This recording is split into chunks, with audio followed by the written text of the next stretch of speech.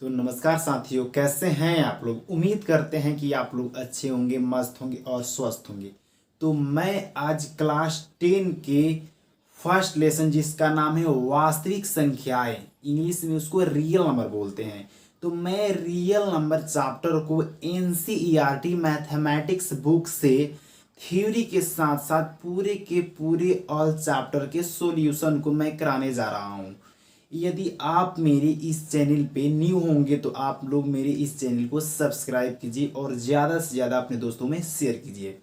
तो मैं real chapter यानी यहाँ पे लिखा हुआ है रियल नंबर यानी वास्तविक संख्याएं, तो सिर्फ वास्तविक संख्याएं से का मैं थ्योरी इस वीडियो में कराने जा रहा हूँ। तो सबसे पहले जानना है कि वास्तविक संख्याएं किसे कहते हैं। वास्तविक संख्याएं सबसे पहले हम लोग इसके टाइप के बारे में पढ़ लेते हैं, उसके बाद मालूम चल जाएगा कि वास्तविक संख्याएं आखिरकार किसको कहते हैं।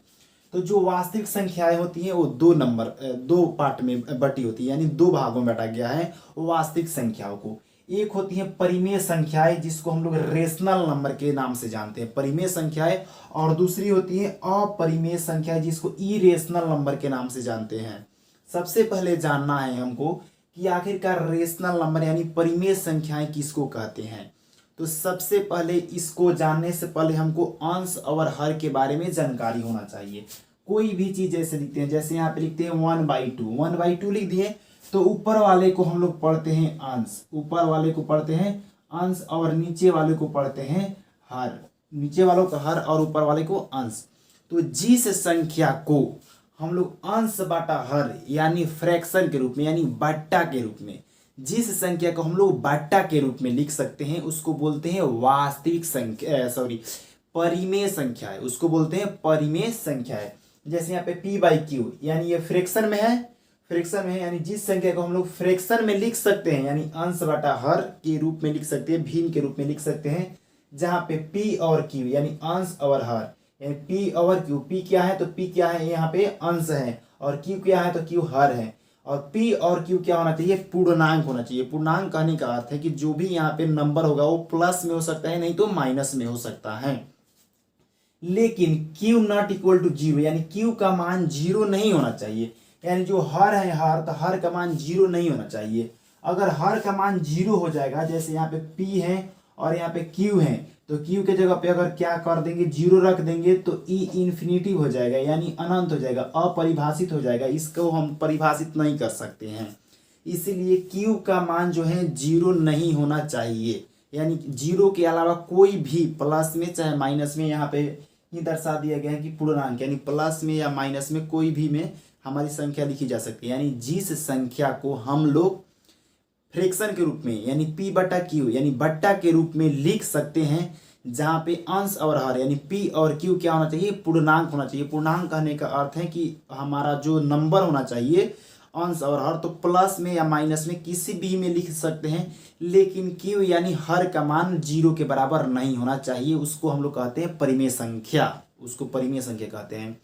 दूसरे शब्दों में इसको हम लोग जानेंगे, जिस संख्या का परफेक्ट स्क्वायर रूट होता है यानी जिसका वर्गमूल होता है, वर्गमूल जिस संख्या का होता है उसको हम लोग बोलते हैं परिमेय संख्याएं। जैसे 4 है तो 4 को हम लोग, 4 का वर्गमूल होता है 2, 4 का वर्गमूल होता है 2, तो 2 है तो 2/1 यानी इस संख्या को हम क्या कर रहे हैं तो फ्रैक्शन में लिख दे रहे हैं। तो जिसको फ्रैक्शन में लिखा जा सकता है उसको बोलते हैं परिमेय संख्याएं। उसके बाद से 9 है तो 9 का वर्गमूल होता है 3 है, 3 को 3/1 यानी इसको भी हम अंश और हर यानी फ्रैक्शन के रूप में लिख दिए, तो इसको भी हम बोल सकते हैं परिमेय संख्याएं। नेक्स्ट यहाँ पे दशमलव में ये यहाँ पे कुछ संख्या दिया गया है, तो दशमलव में है तो इसको पूरा कंप्लीट लिख सकते हैं 142। दशमलव मतलब होता है बाटा में 1, दशमलव के पहले कितना अंक 1 2, तो 2 यहाँ पे लगा देंगे 0, यानी इसको भी हम लोग बाटा में लिख दिए। तो यानी जिस संख्या को हम लोग बाटा में लिख सकते हैं उसको बोलते हैं परिमेय संख्याएं। और रेकरिंग भी हमारा परिमेय संख्या होता है, रेकरिंग भी हमारा परिमेय संख्या होता है। यानी हम लोग परिमेय संख्या को हम लोग यहाँ पे कई गो डिफिनेशन द्वारा हम लोग परिभाषित कर चुके हैं। यानी जिस संख्या को हम लोग फ्रैक्शन में लिख सकते हैं उसको परिमेय संख्या बोलते हैं। दूसरा हमने इसका डिफिनेशन पढ़ा है कि जिस संख्या का वर्गमूल होता है उसको परिमेय संख्या बोलते हैं। तीसरा हमने इसका डिफिनेशन पढ़ा है कि जो संख्या दशमलव में लिखा जाता है और वो संख्या कंप्लीट पूरा दिखाई देता है जिसको हम लोग बाटा के रूप में लिख सकते हैं उसको परिमेय संख्या कहते हैं। चौथे शब्दों में इसको हम लोग पढ़ें, जिस संख्या का रेकरिंग होता है उसको हम लोग परिमेय संख्या बोलते हैं। नेक्स्ट है हमारा अपरिमेय संख्या।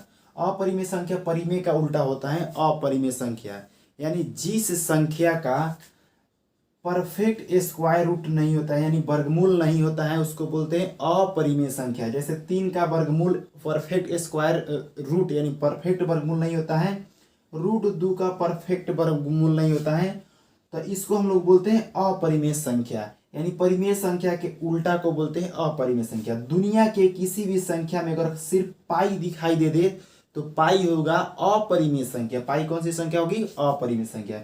यहाँ पे π/2 है तो सिर्फ पाई से ही मालूम चल गया कि ये कौन सी संख्या है, तो अपरिमेय संख्या है। यहाँ पे π+2 यानी पाई किसी में भी रहेगा जोड़ में, चाहे यहाँ पे घटाव में, चाहे यहाँ पे गुणा में, किसी भी रूप में अगर पाई लगा होगा तो उसको बोलते हैं अपरिमेय संख्या। नेक्स्ट है यहाँ पे दशमलव में है, लेकिन इसको पूर्ण रूप से दशमलव में है तो इसको हम लोग फ्रैक्शन में नहीं लिख सकते। इसीलिए नहीं लिख सकते कि 3 बार बार पुनरावृत्ति की जा रही है, यानी 3 अनंत बार लिखे हैं, अनंत बार, ये रुका हुआ नहीं है। अगर शांत दशमलव प्रसार रहता तब इसके बारे में सोच सकते थे कि परिमेय संख्या हो सकता है, लेकिन ये 3 बहुत बार लिखा हुआ है, अपरिभाषित बार, अनंत बार, इनफाइनाइट बार लिखा हुआ है, इसलिए ये क्या है, तो अपरिमेय संख्या है। उसके बाद से ये जो है इसमें √3 है, √3 यानी √3 का वर्गमूल नहीं होता है, इसलिए इसको बोलते हैं अपरिमेय संख्या। इसमें हम लोग जानेंगे कि यूक्लिड डिवीजन लेमा क्या है, यानी यूक्लिड विभाजन एल्गोरिथम क्या होता है। यूक्लिड विभाजन एल्गोरिथम से प्रति वर्ष यानी हर साल 2 मार्क्स के क्वेश्चन सब्जेक्टिव में पूछे जाते हैं मैथमेटिक्स सेशन से। तो यहाँ पे जानेंगे कि यूक्लिड डिवीजन लेमा क्या है। इंग्लिश में बोलते हैं यूक्लिड डिवीजन लेमा और इसी चीज को हिंदी में बोलते हैं यूक्लिड विभाजन एल्गोरिथम। तो जो यूक्लिड विभाजन एल्गोरिथम है वो एक HCF निकालने की विधि है। यूक्लिड विभाजन एल्गोरिथम क्या है, तो HCF निकालने की एक विधि है। हम लोग पहली और दूसरी कक्षा में जब हम लोग पढ़ते हैं तो HCF और LCM वगैरह ये सब चीज़ें हम लोग पढ़ चुके होते हैं, लेकिन हम लोग उसको बहुत बड़े बड़े मेथड से कुछ अलग ही हिसाब से पढ़ते हैं और हम लोग इसमें एक फॉर्मूला द्वारा पढ़ेंगे। जैसे सबसे पहले जानेंगे कि यूक्लिड विभाजन एल्गोरिथम क्या है। तो यह जो है एक HCF यानी महत्तम समापवर्तक निकालने की एक विधि है, जिसका फॉर्मूला होता है A = BQ + R। A = BQ + R, जहाँ पे इसका मान होना चाहिए 0 r < B होना चाहिए, जहाँ पे R जो है R का मान 0 होना चाहिए, R का मान 0 होना चाहिए। यानी ये जो R है तो R का मान 0 रहेगा तो हमारा HCF सही है, अगर 0 नहीं रहेगा तो हमारा HCF गलत है। अब यहाँ पे जान लेते हैं A किसको कहते हैं, B किसको कहते हैं, Q किसको कहते हैं और R किसको कहते हैं। A, B, Q और R किसको कहते हैं। तो A जो है वो भाजक A जहाँ पे आएगा वो भाजक को इंडिकेट करेगा, सूचित करेगा। जहाँ पे B आएगा वो भाजक को सूचित करेगा। जहाँ पे Q आएगा वो भागफल को सूचित करेगा। जहाँ पे R आएगा वो शेषफल को सूचित करेगा, शेषफल को सूचित करेगा। यहाँ पे हम लोग जान चुके हैं शेषफल को सूचित करेगा। अब यहाँ पे हम लोग एक पहली दूसरी कक्षा में जब हम लोग साधारण भाग पढ़ते हैं तो हम लोग जानते हैं ये चीज पढ़ते हैं, भाज्य बराबर भाजक गुणे भागफल प्लस शेष, भाज्य बराबर भाजक गुणे भागफल प्लस शेष। अब जो भाज्य है तो भाज्य को हम लोग A से सूचित करते हैं, यहाँ पे देख सकते हैं भाज्य को हम लोग A से सूचित करते हैं। भाजक है तो भाजक को हम लोग B से सूचित करते हैं, तो यहाँ पे भाजक को B से सूचित करते हैं। जो भागफल है तो भागफल को हम लोग Q से सूचित करते हैं, भागफल को हम लोग यहाँ पे Q से सूचित करते हैं। और जो शेषफल है उसको हम लोग R से सूचित करते हैं, R से सूचित करते हैं शेषफल को। उसके बाद जो साधारण हम लोग भाग देते हैं तो बीच वाला जो होता है उसको बोलते हैं भाज्य, बीच वाले को भाज्य। इसको हम लोग बोलते हैं, इस तरफ जो लिखते हैं उसको भाजक, और जो इधर राइट साइड में लिखते हैं उसको भागफल बोलते हैं। और जो नीचे जो भी कुछ बचता है उसको बोलते हैं शेषफल, उसको बोलते हैं शेषफल।